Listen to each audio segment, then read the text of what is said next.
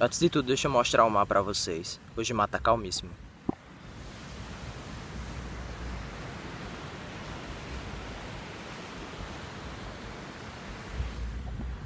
Tá lindo.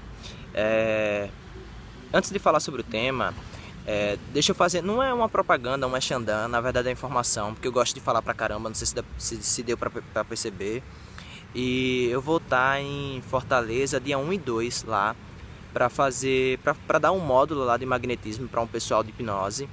E eu gostaria de encontrar algum de vocês, algumas pessoas de Fortaleza já falaram comigo e eu não consegui salvar contato, né? Então eu gostaria de encontrar com vocês, trocar experiência, debater sobre assunto. Eu gosto pra caramba sobre isso. Então eu vou chegar um dia antes lá. Então eu vou chegar dia 31 e o curso é 1 e 2 de junho. 1 e 2 de junho, beleza? Se tu mora lá, fala aí, vamos trocar uma ideia, né? Vamos trocar experiência. Bom, eu queria falar sobre chakras dentro do magnetismo. Porque os magnetizadores clássicos, nos livros lá, você não vai encontrar ninguém falando sobre chakra. E é uma função, na verdade, é uma possibilidade de ação terapêutica muito interessante. Porém, eles não utilizavam e tinham bastantes resultados. Resultados maravilhosos, tá? Se você for começar a ler os livros de magnetizadores clássicos, como Deleuze, De Bruno, Dupotet, Afonso Bouvier, Lafontaine, você não vai ver ninguém falando sobre chakra esplênico, chakra laríngeo, ou Manipura, Anahata, Svadhisthana, ninguém vai ver falando sobre isso.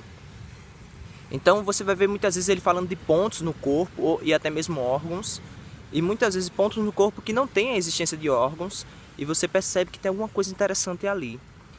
A gente vê, por exemplo, eles falando muito do epigacho, seria o chakra gástrico, né? Ou o Svadhisthana, acho que é Svadhisthana, se não me engano, ou Manipura, acho que é Manipura. Bom, não vou lembrar agora. E que seria o nome hindu, né?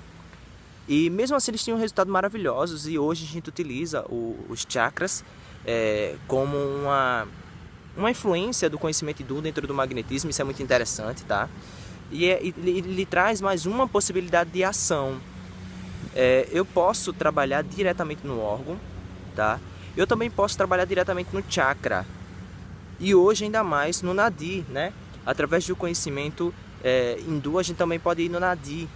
Ou seja, chakra tal, X, Y, Z, sei lá. Esse chakra, ele alimenta tal órgão. E é esse nadi que está obstruído, fazendo com que esse órgão não trabalhe bem. Ou às vezes o próprio chakra ele está desregulado, desequilibrado, e você age diretamente nele. Ou às vezes o próprio órgão está desequilibrado. Então você lhe traz mais ações, mais possibilidades de ações terapêuticas. Então, por mais que você não encontre nos livros clássicos, se você começar a conhecer os chakras, quando você começar a ler os livros clássicos de magnetismo, você vai ver associações.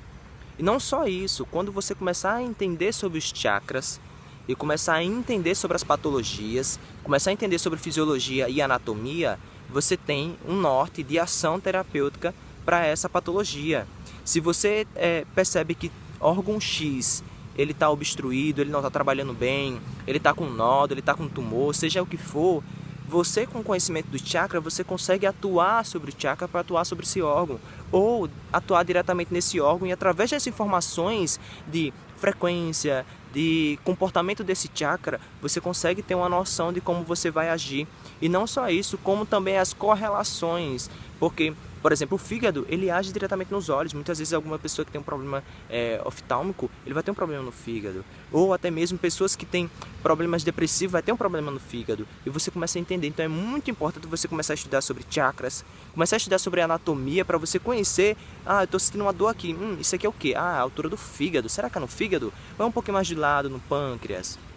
Entendeu? É um pouco mais acima na glândula timo, e você começa a compreender toda a anatomia. E não só a anatomia, você tem também que conhecer a fisiologia para começar a entender, e a timo? A timo é responsável pelo quê? A timo, ela é afetada por quem? Quando a gente está estressado, as glândulas suprarrenais, ela carregam o chakra com o hormônio do estresse, chakra não, a glândula timo com o hormônio de estresse. A glândula timo é responsável por grande parte do sistema imunológico. É lá que acho que os glóbulos vermelhos e brancos, eu acho que é os vermelhos, não lembro agora nesse exato momento, que são amadurecidos.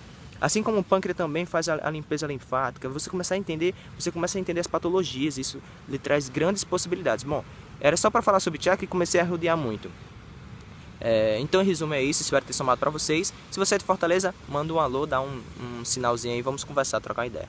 Abraço e até mais. Espero que vocês tenham gostado. Tchau, tchau.